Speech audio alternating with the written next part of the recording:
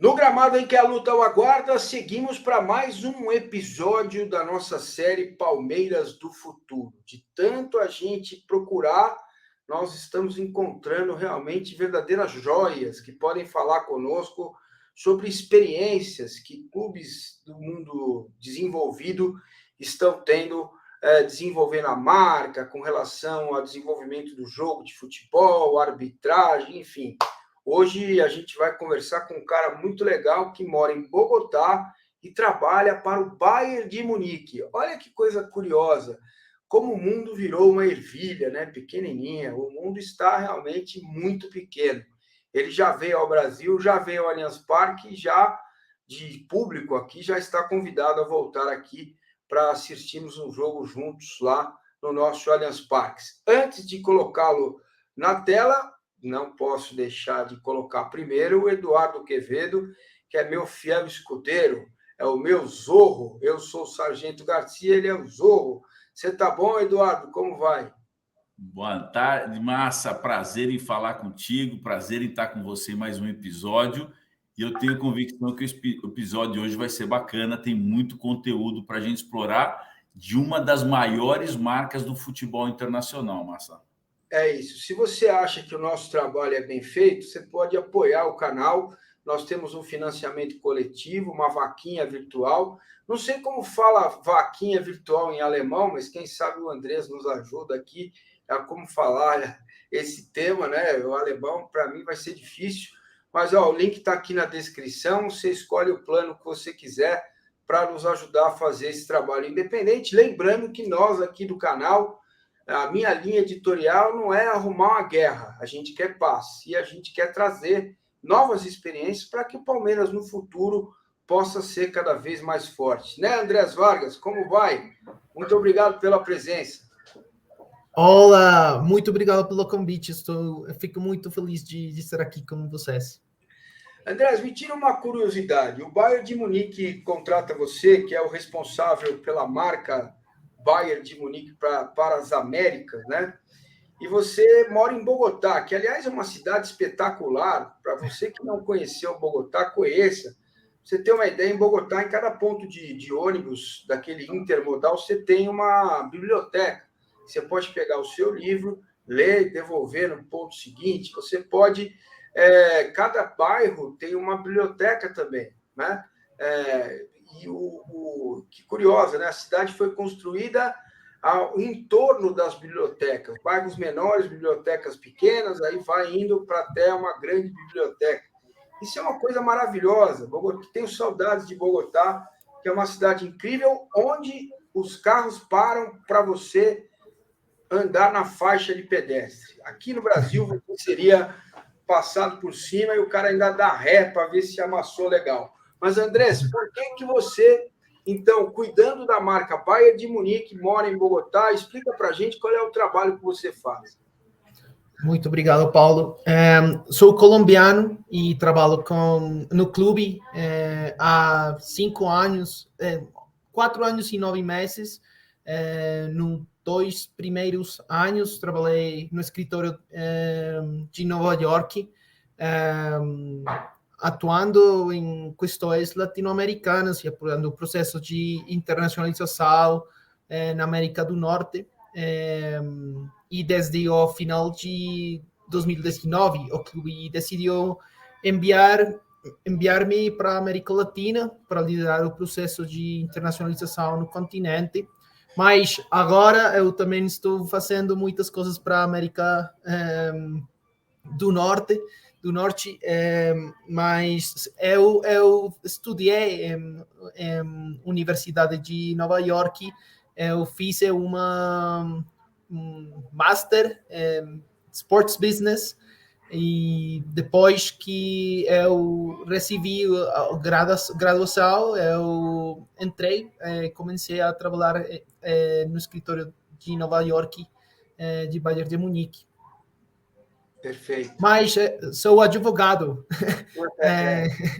Eu também trabalhei como advogado em fusões e aquisições, e depois eu decidi ir a estudar a Nova York na Universidade de Nova York.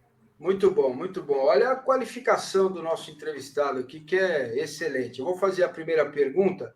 Andrés, depois o Eduardo pega na sequência. Como é que o Bayern de Munique vê o futebol brasileiro, a nossa organização, o nosso trabalho aqui? Nosso processo de internacionalização está basado em uma premissa muito importante. Vimos para a América Latina, principalmente para aprender, compartilhar, falar a língua do povo, quebrar as barreiras linguísticas e culturais que existem com nosso clube, como o futebol de Alemanha. A gente sabe perfeitamente que o México, o Brasil, a Argentina, Uruguai, são países que têm uma tradição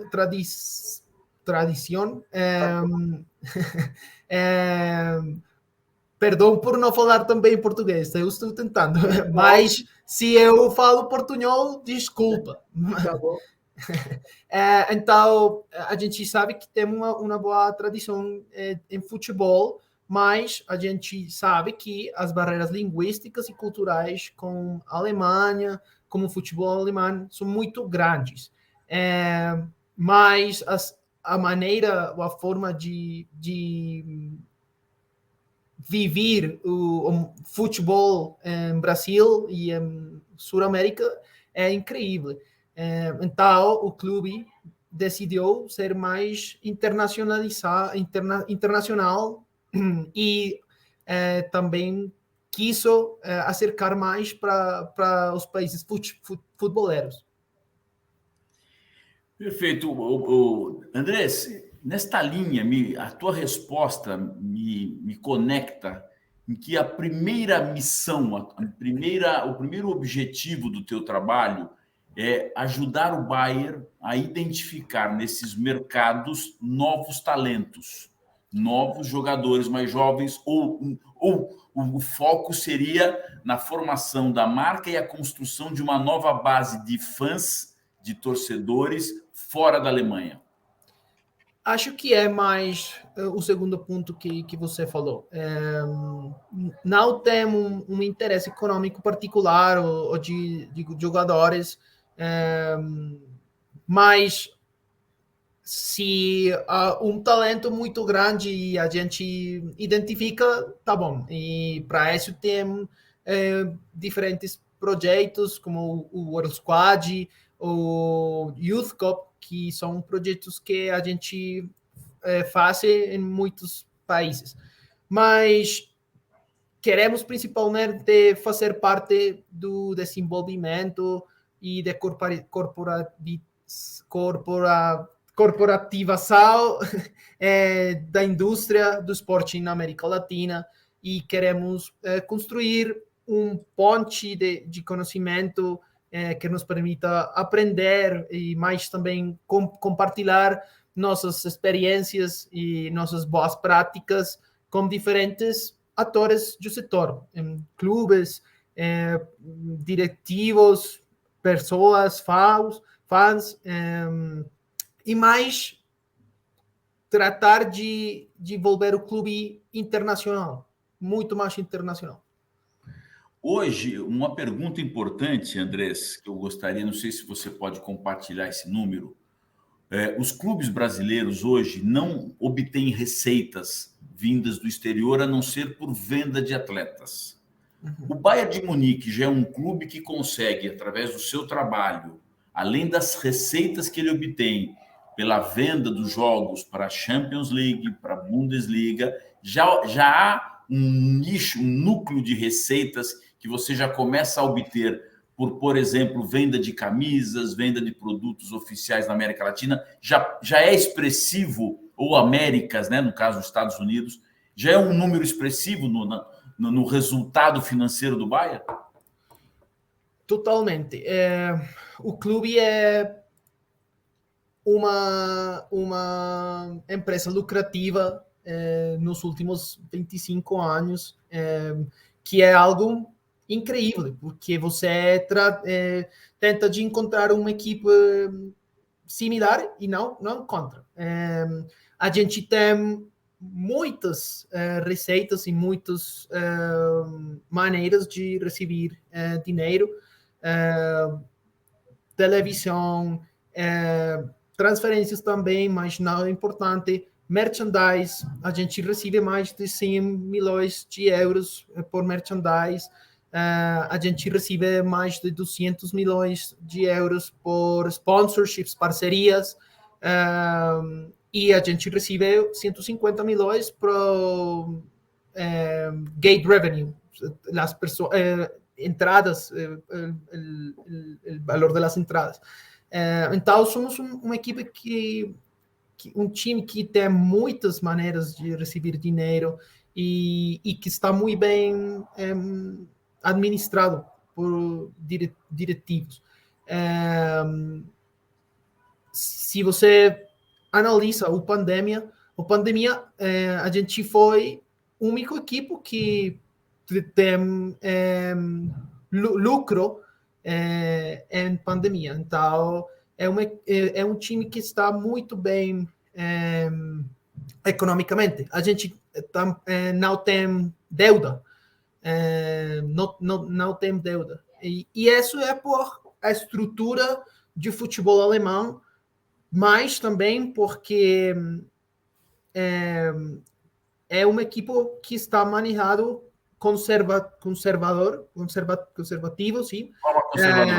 Conservadora, mas é uma equipe que também tem uma ideia de generar mais e mais dinheiro responsavelmente. Mas a minha pergunta, eu queria só completar a minha pergunta, já há dentro desses, a informação é que são mais de 600 milhões de euros por ano, a renda bruta do Bayern. Já há um percentual disso que vem, né, como origem a América Latina ou as Américas? Já há qual o percentual? Você consegue compartilhar com a gente? Não consegue? É muito pequeno ainda, mas a ideia no escritório de Nova York é que a operação no escritório pode ser sustentável. Então, tudo dinheiro que no escritório ingressa é para escritório para agrandar o processo de internacionalização.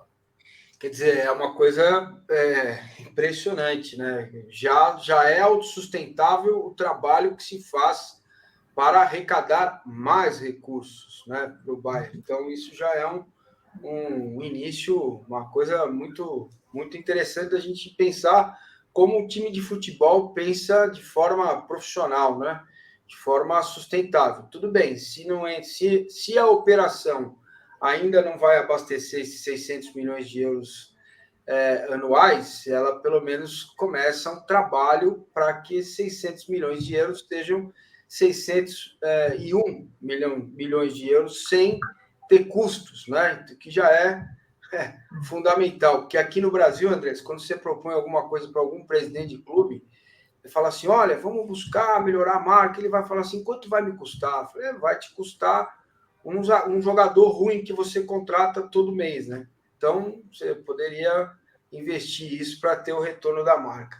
Andrés, me diga uma coisa. A gente vive aqui no Brasil também discutindo melhoras na governança do futebol para melhorar o campeonato e criar uma liga profissional, né? Como a Bundesliga, como a Premier, a Liga, enfim.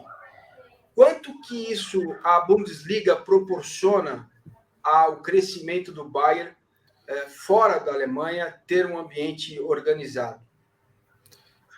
Sim, a Bundesliga apoia muito o processo de internacionalização e eles também têm um processo de internacionalização.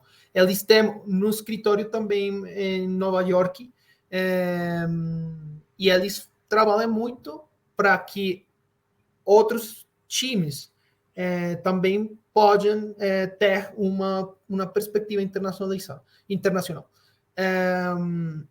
Mas se você acha Anthem, como é a estrutura de Bundesliga, você pode encontrar que o sucesso econômico de equipes de Bundesliga é por a estrutura de Bundesliga. Tradicionalmente, os clubes esportivos na Alemanha eram propriedade de seus membros, ou são propriedade de seus membros, e essas entidades não têm ânimo de lucro. Eu acho que Palmeiras também é assim. Um clube, um verdadeiro clube. Mas alguns times falaram com a Bundesliga e disseram: a gente quer competir mais na Europa, e achamos que se você não pode expandir a estrutura, não vai ser possível para equipes poder competir. Então, em 1998, as autoridades no futebol alemão, eles quiseram permitir que clubes esportivos transformassem seus equipos profissionais em empresas com ânimo lucrativo. Mas eles têm que fazer um spin-off de seus equipos profissionais.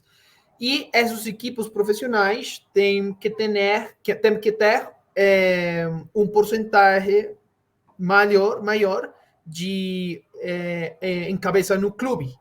Então, você tem o clube, o verdadeiro clube, mas você tem uma empresa com fins lucrativos que pode receber investimento e generar dinheiro. Mas o sócio principal de empresa com fins lucrativos tem que ser o clube. Então, se você vê a composição acionária do Bayern de Munique, é muito interessante, porque a equipe profissional tem 75% liderado por o clube e 25% que está dividido em três parceiros: Allianz, Audi e Adidas. E esses parceiros têm 8,25% de equipe profissional de empresa com fins lucrativos. Então, é uma regra muito, muito interessante, que você tem uma responsabilidade, porque você tem um clube que está em cabeça de seus sócios, mas também pode generar dinheiro. Edu, que modelo interessante, né? Falando de Palmeiras poderia separar o futebol do social, né? E aí ter a maior porcentagem do comando desta nova empresa do futebol e trazer os parceiros que quiser, né, para ter uma injeção de capital. Isso é um modelo, para mim, mais interessante do que o modelo que estamos adotando agora no Brasil, com a compra dos clubes, enfim, quando o parceiro se torna ele o responsável pelo futebol. Exato. Andrés, a tua explicação é interessante, porque mostra que o formato da estratégia de negócios dos clubes filiados à Bundesliga é bem diferente do padrão da Premier League, que é o que o Massa comentou. Lá, grandes investidores internacionais adquirem a propriedade, né, a posse, né, e o controle acionário dos principais clubes da Premier League. Mas você sabe uma coisa que me chama a atenção na Alemanha, Andrés, que eu queria que você abordasse conosco? Nós de fora, aqui do Brasil, observamos duas coisas interessantes na Alemanha, e o Massa pode completar também. A primeira coisa é um domínio absoluto do Bayern de Munique no futebol alemão não impede o enorme faturamento da Bundesliga, não impede uma média de público extraordinária na Bundesliga e não impede que os clubes que não são o Bayern cresçam, como o Borussia, como o Hannover, o Frankfurt e outros mais. Recentemente tivemos uma invasão em Barcelona do Eintracht Frankfurt na final da Europa League, que foi uma coisa espetacular, aquilo nunca visto na Europa. Qual é o segredo da paixão pelo futebol na Alemanha, Andrés? Só lembrando que quando a gente está gravando esse vídeo, União Berlim, que é o líder do campeonato alemão, 4 pontos à frente do Bayern. É isso. Acho que futebol é muito mais parecido a futebol alemão, é mais parecido a futebol sul-americano que outros. Minha percepção. Acho que é muito real. As pessoas gostam de ir assistir ao seu clube. Eles fazem parte de o clube esportivo, eles pagam. E acho que é por o Bundesliga. A Bundesliga tem um trabalho muito bacana, porque eles procuram que os ingressos, as entradas sejam muito baratas. Por exemplo, se você compara o preço com outras ligas, você vai poder analisar que o preço mais barato sempre é Bundesliga. Então, é fácil para as pessoas assistir e olhar a sua equipe. Porque é uma diferença importante, porque o clube é muito importante, mas e os fins econômicos também são importantes, mas o mais importante é fãs, sempre.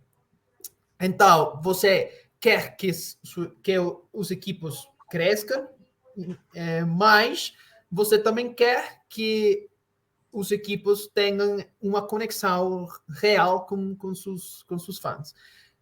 Então, acho que é um trabalho muito bacana e acho que a regra que a sociedade comercial tenha 50% mais 1% em cabeça de empresas sem fins lucrativos é uma regra que eu gosto muito. Acho que poderia ser uma regra que se pode copiar em outros lugares. Obviamente, há algumas exceções, como Wolfsburg, que o maior acionista é Volkswagen, ou Leverkusen, que é de laboratório farmacêutica, mas maiormente todos os equipos têm essa distribuição de clube e sociedade comercial para fins lucrativos. Massa, olha que informação que ele deu para a gente aqui, olha que curioso. Andrés, no Brasil, nós temos um conceito sobre preços de ingressos. As novas arenas que vieram após a Copa do Mundo, e o Palmeiras é um exemplo disso, tem um ticket médio de ingresso superior à média que cobrávamos antes.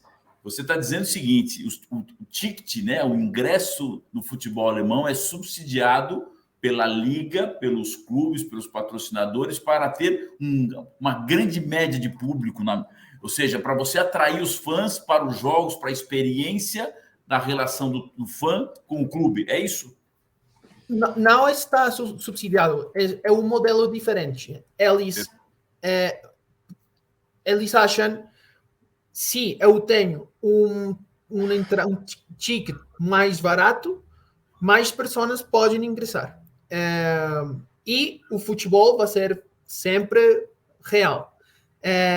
Então, se mais pessoas podem ingressar, os estádios sempre vão estar vão ficar llenos. Então, você pode, com isso, generar outro desenvolvimento comercial, mais parceiros, porque então você pode sentar como um parceiro e você pode dizer meu estádio sempre está lleno. Se você quer estar com a gente, você tem que pagar o preço, porque eu tenho um acesso muito grande a uma comunidade muito grande. Mesma coisa para a televisão. Se você quer ter uns direitos de televisão, que sempre vai ter um estádio muito lleno, você tem que pagar. E Bundesliga não é a liga que recebe mais dinheiro por direitos de televisão, mas recebe uma boa quantidade que permite que outros equipos possam desenvolver tranquilamente. Muito bem, pedindo para você deixar o seu like e se inscrever no canal. Vejam que a mentalidade, ela é a fonte de renda maior, ela vem através do conceito de ter um estádio cheio sempre, né?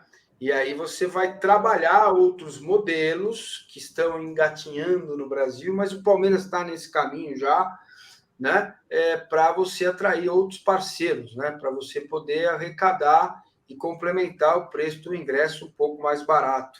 Se falar isso aqui no Brasil, viu, Andrés? O presidente de clube te joga uma xícara de café na cabeça. Fala, não, imagina, eu vou baixar o preço do ingresso. Tem muita coisa que a gente precisa melhorar e avançar. Existe uma preocupação na Bundesliga com fundos de caridade? Quer dizer, os clubes têm ações através das fundações. Eu, quando conheci esse modelo inglês, eu fiquei muito impactado. Estou tentando trazer para o Brasil a Fundação Palestra Itália, que seria do Palmeiras, né? Mas a Alemanha tem isso, os clubes têm uma verba, um dinheiro reservado para cuidar da sua comunidade ou não? Acho que depende de cada clube, sim.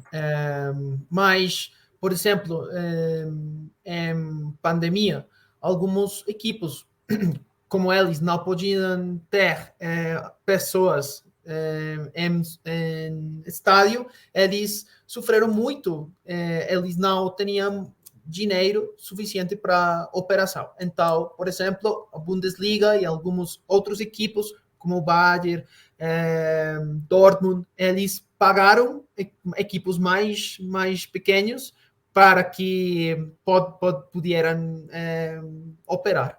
Olha, então, legal. Sim.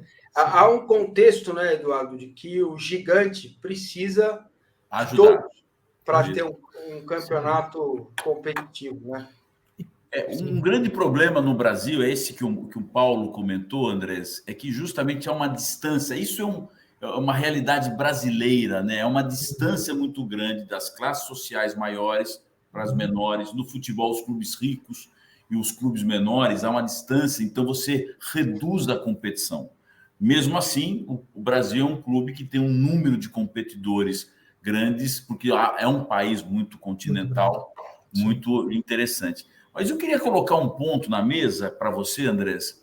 É um tema que se tornou recorrente no Brasil, e eu e o Paulo Massini, estamos abordando já há algum tempo, que é a inclusão dos clubes profissionais brasileiros nesse mundo digital. Nós falamos aqui no Brasil que a necessidade de produção de novas receitas passa por utilização de tecnologia para melhorar as experiências e o relacionamento dos fãs com os clubes. Exemplo, plataformas metaverso. Produzir produtos e serviços na plataforma metaverso geram novas receitas. O conceito do e-digital, ou seja, produzir competições esportivas nos games, através dos games digitais para atração de novos fãs, de jovens interessados no esporte. Como é que você lida, como é que a Alemanha lida com essas tendências tecnológicas e como é que ela pensa em produzir novas receitas a partir daí, Andrés? É muito importante, porque como digitalização, agora, por exemplo, a gente sabe que hoje temos mais de 100 milhões de pessoas interessadas em o clube. Sabemos que tem mais de 40 faz de clubes oficiais cadastrados na Alemanha.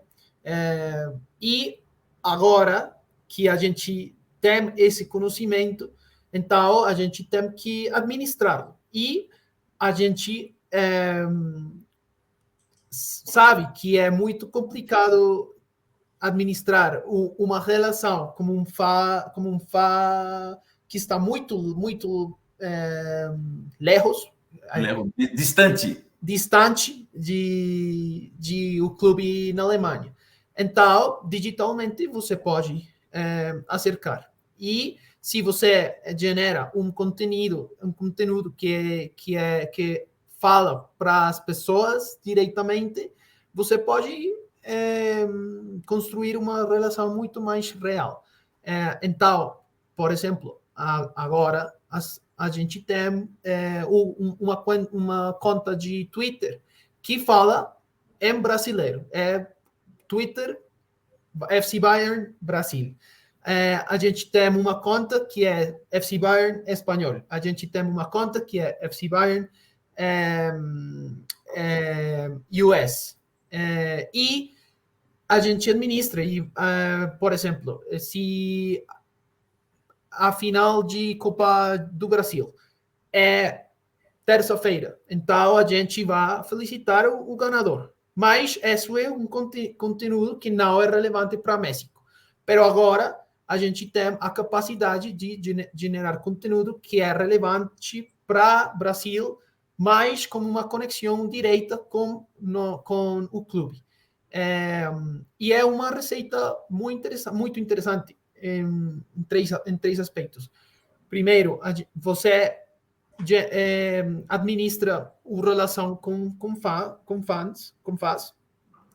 Segundo, você pode criar conteúdo que você depois pode vender para as empresas locais, por exemplo. E terceiro, fala de uma perspectiva internacional de seu clube, porque você entende quem e qual é sua audiência. Então, é muito importante. A digitalização, acho que é uma maneira muito importante para generar novas receitas e mais dinheiro em processos de internacionalização. Massa, olha que número que ele trouxe. Andrés, me ajuda a confirmar se eu entendi. Você falou que o Bayern de Munique, no mundo todo, tem aproximadamente identificados 100 milhões de fãs. É esse o número que você disse? Em Latinoamérica. Em Latinoamérica? O mundo são quase 700 milhões de pessoas interessadas no clube. Esse é o ponto. Você considera também várias categorias de fãs? Vamos imaginar o seguinte, no Brasil aqui a gente considera o seguinte, você tem aquela categoria inicial dos torcedores apaixonados que emocionalmente estão vinculados ao clube e que frequentam jogos. Você tem uma segunda categoria de fãs nacionais que gostam da marca, quando podem, acessam. E você está criando uma terceira categoria fora do seu país de fãs que têm uma admiração pelas conquistas globais do Bayern. É um pouco por aí? Sim. E depois você tem um grupo de pessoas que estão interessados em Bayern de Munique, mas não tem uma relação direta. Mas eles consumem o conteúdo de Bayern. Eles leem sim, o Bayern de Munique ganhou a Barcelona. Os produtos que você gera. Agora, mas antes de passar para você, me surgiu mais uma pergunta. Me perdoe a ansiedade. Vocês têm um data lake dentro do Bayern para conhecer o perfil destas diversas categorias? Há um estudo, há um grupo de profissionais especializados em inteligência de informação para conhecer o perfil desta pessoa, dessas pessoas que estão vinculadas? A gente trabalha com diferentes empresas como o Nielsen, como o Global Web Index, e eles têm a capacidade de entregar para a gente informação de aficionados e torcedores. E com essa informação, a gente trabalha e tenta perfilar e tentar de encontrar quem são essas pessoas que gostam de clube. Perfeito. Muito bem. Andrés, a gente vai caminhando aqui já pensando no encerramento. O Edu vai ficar à vontade quando ele quiser. Mas o canal ele tem uma preocupação que é sempre tentar, apesar acho que você vai me entender, esse caça-cliques que virou o mundo digital e tal, com muitas notícias falsas e tal, a gente tem uma certa preocupação de trazer coisas novas, propostas, experiências que possam, quem sabe, no futuro serem aproveitadas aqui pelos nossos dirigentes, né? A pergunta que eu te faço é a seguinte: como que a Bundesliga trata os seus árbitros? Eles são profissionais? No sentido de que ele tem uma profissão qualquer, lá um mecânico, um engenheiro, um advogado, mas para apitar na Bundesliga ele tem que ser só árbitro, dedicação exclusiva, tem um centro de treinamento, são treinados, qualificados. Como funciona a relação da Bundesliga com a arbitragem e os árbitros? É uma pergunta muito boa. Eu estava lendo uma notícia ontem que a quantidade de árbitros na Alemanha ha diminuído muito. Acho que são 40 mil árbitros no futebol. Mas é um número muito, muito grande, mas uns anos atrás era mais, era 80, mais ou menos. Mas e a razão principal porque há um número menor agora é que as pessoas não querem ser árbitros em um mundo de redes sociais, de insultos, de exposição massiva por o VAR, por a prensa. É muito interessante, porque acho que é uma crise mundial, não só de Brasil. Mas meu entendimento é que os árbitros é uma profissão real na Alemanha, que eles têm uma associação com a Bundesliga. Se você analisa o futebol na Alemanha, você encontra que o futebol está muito organizado, quarta liga, quinta liga, e você tem uma combinação em talentos muito jovens e talentos viejos. Desculpe meu portunhol. Então, está muito organizado de base. Quarta liga, você tem ligas regionais que competem. Depois você tem a terceira liga, que é uma liga que é real, que tem equipes organizadas que recebem dinheiro para jogar. Depois você tem Bundesliga 2 e depois você tem Bundesliga. Então é uma estrutura de futebol que é completa e holística. O árbitro recebe um tratamento parecido com o que recebe o jogador? Acho que sim, mas meu entendimento não é grande nesse aspecto. Mas meu entendimento é que eles têm um trabalho de verdade. O que você disse é o seguinte: o processo de formação e de capacitação dos árbitros é responsabilidade da liga. O processo de padronização da atuação do árbitro também é responsabilidade da liga. É isso? Sim. Ou seja, a liga é detentora dos critérios que são utilizados pelo árbitro.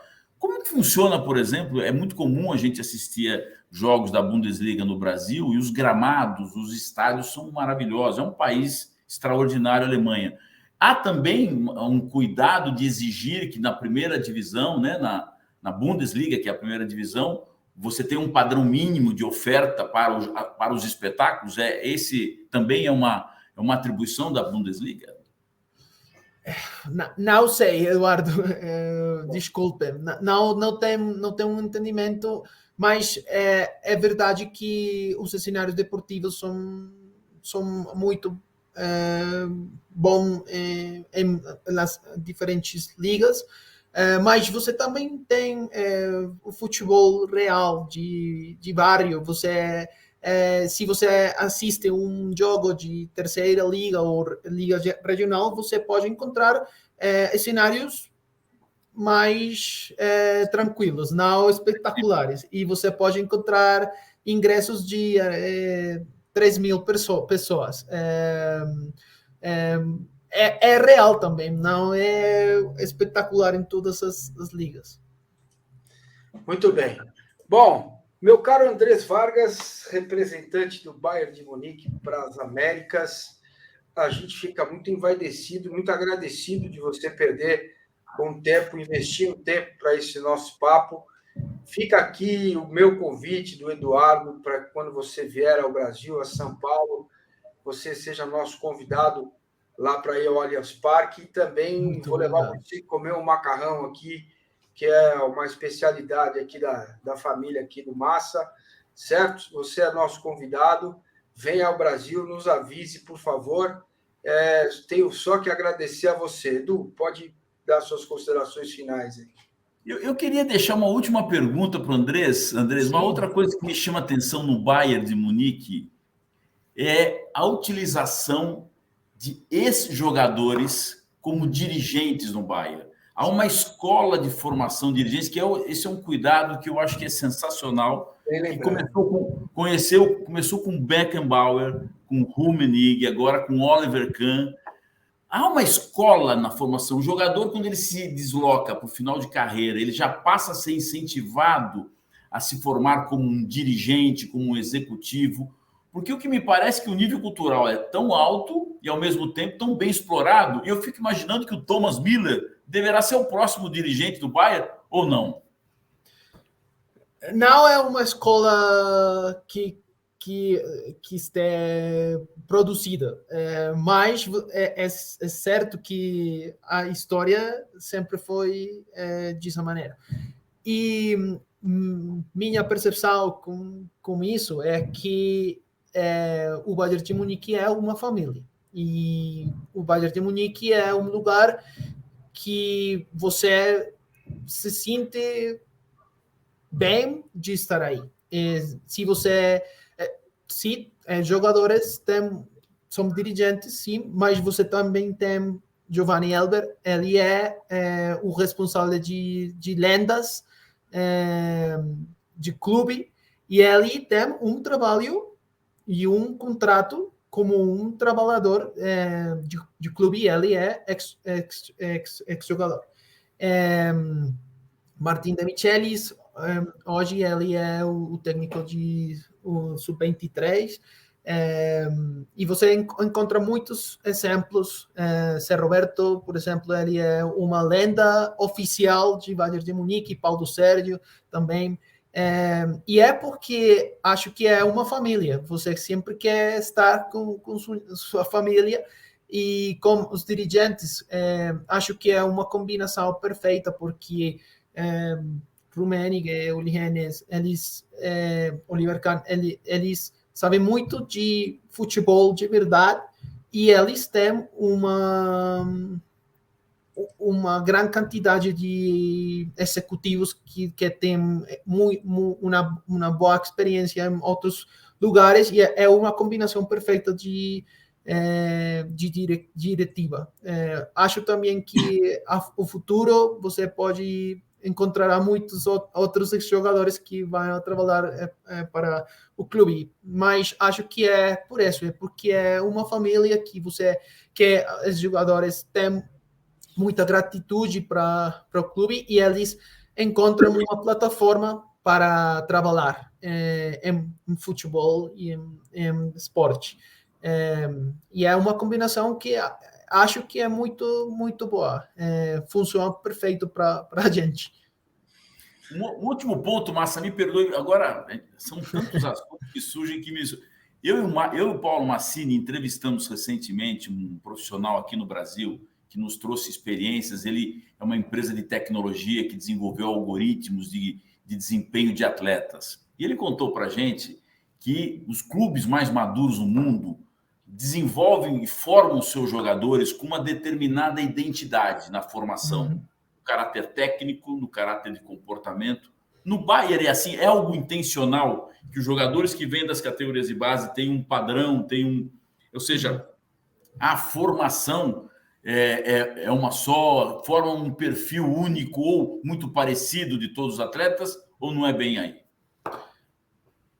O clube tem uma filosofia clara, e a filosofia começa quando eles têm 8 anos, 9 anos. É assim. E depois, claramente, os treinadores tentam de encontrar melhores talentos em diferentes posições, mas você tem uma maneira de treinar, de conceber o futebol que é muito longa, muito longa. Isso está aí. A gente tem um lugar importante que é o FC Bayern Campus, que é onde equipos mais pequenos trabalham, divisão sub-23, sub-21, sub-18, você tem uma mesma maneira de trabalhar, desde que eles são muito meninos. Tá claro. Perfeito. Bom, eu acho que esse já que para as considerações finais, Massa, uma coisa que sobra dessa conversa, porque o Bayern é um dos maiores clubes do planeta há muitos anos, e o curioso é que nós temos um desafio aqui no Brasil, Andrés, que eu comparo muito com a experiência do Bayern. O Bayern não tem o faturamento do Real Madrid, não tem o faturamento do Manchester United e não tem o faturamento do Barcelona. Ainda. Mas onde que eu quero chegar? Mas mesmo com essa diferença, que é uma diferença importante, o Bayern compete com esses mesmos clubes de igual para igual todos os anos. Correto isso? Ou seja, independente da distância econômica, apesar de ser um país riquíssimo, o Bayern consegue, pela sua estrutura, competir com todos esses clubes mais ricos da mesma forma. Faz sentido? Sim, mas esses clubes também têm uma dúvida grande. A gente não tem uma deuda. Eles têm uma deuda grande. Dívida. Você fala dívida. Dívida. Eles têm uma dívida grande, mas a gente não tem dívida. Então, você tem um espaço interessante, porque é responsável, é sustentável, tudo o gasto está medido, em transferências, em diferentes projetos. Não vou gastar e depois vou analisar o que passa. Não, você analisa antes, não depois. Então, é uma diferença. Se a gente não fatura como outros clubes, mas a gente tem um bom balance de ingressos e de gastos. Massa, jamais o Bayern jamais passaria pelo sufoco, pelas dificuldades que o Barcelona passou agora há pouco. Um abraço para todos vocês. Aliás, o Bayern, nesse momento, grupo C da Liga dos Campeões, tem 12 pontos. A Internacional tem 7. O Barcelona está no mesmo grupo, tem 4. E o Vitória Pilsen tem 0. O Bayern deu uma escovada no Barcelona logo no primeiro jogo, né, da fase de grupos. 2-0. Na segunda rodada, né, com tranquilidade. Venceu a Inter fora de casa 2-0. E depois venceu o Barcelona 2-0 também. Meu caro Andrés, eu só não tenho como agradecer, muito obrigado, informações preciosas, valiosas. A gente no Brasil precisa fazer primeiro um caminho de fortalecer os nossos clubes, nossa liga, nosso campeonato, nossos árbitros, para depois pensar em sair, né, para buscar outros mercados. Mas vamos seguir aqui na nossa cruzada, deixando esse conteúdo para as pessoas que querem entender melhor como que os gigantes trabalham no mundo. Obrigado, Andrés. Muito obrigado a vocês, Paulo, Eduardo, pelo convite, pela atenção. Tem sido um momento muito agradável. Obrigado. E gosto muito de estes espaços que permitem que a gente pode falar de como a gente trabalha, porque é muito importante que encontremos um ponto de conhecimento. eu gosto de aprender na indústria brasileira, mas também eu tenho um conhecimento que acho que é valioso para as pessoas. Então, muito obrigado. Parabéns por isso. E sim, eu espero que a próxima vez que estou em São Paulo, assistir ao jogo com vocês. Combinado. Muito bem, vou encerrar com vocês na tela, pedindo, se você quiser achar que nosso trabalho é honesto, vá ao link que está aqui na descrição. O nome da campanha é O Verdão é Massa. Você pode apoiar, a partir de R$6, apoiar a nossa iniciativa. Pode fazer parte da nossa bancada também uma vez por semana, participar das lives. Tem um grupo de WhatsApp onde eu converso com vocês diariamente. E, claro, pedindo para vocês deixarem aquele like que fortalece com o YouTube e colocarem esse tema, este vídeo no grupo da família. Ao invés de ficar brigando por causa disso, daquilo, façam uma boa ação, coloquem esse link, este conteúdo para que mais pessoas tenham acesso. Obrigado, Eduardo Quevedo. Obrigado, Andrés. Palmeiras do Futuro volta em breve. Se liguem. Vamos lá. Valeu.